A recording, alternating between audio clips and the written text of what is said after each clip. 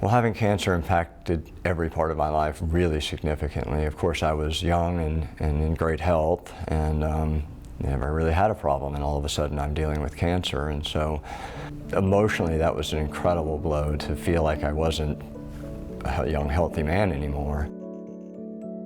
Physically, it was incredibly profound.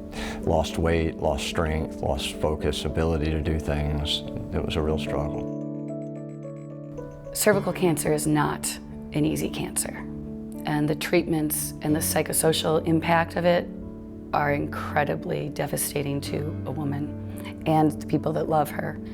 For me, my treatments were physically devastating while I was going through it. It was horrific on my body. It was horrific for my husband to watch.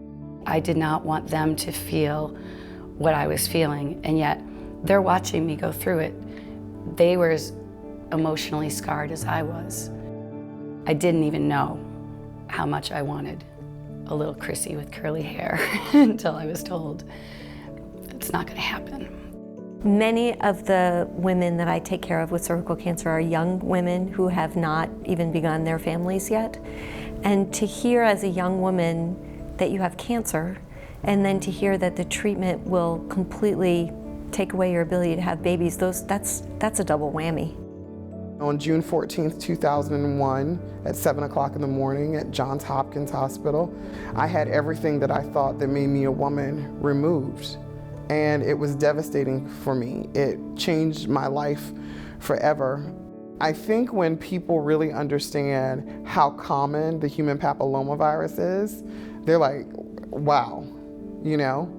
It's not limited just to cervical cancer. It has a huge spectrum of diseases, everything from cervical cancer, anal cancer, and head and neck cancer.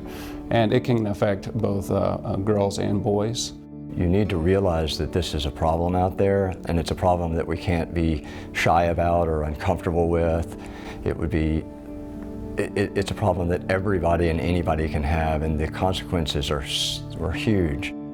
When I have a patient who dies of cervical cancer, or even when I see somebody suffering with the treatment effects of cervical cancer, and I know that this is something that could have been prevented if that patient had had either access to screening or to vaccination, it just makes me so sad and so angry that we have not done a better job of educating the public, the providers, the parents about how important this vaccine is.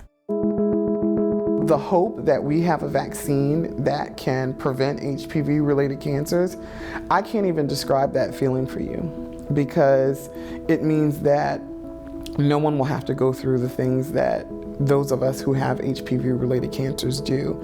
It means that we can win the war on cancer, starting with these types of cancers.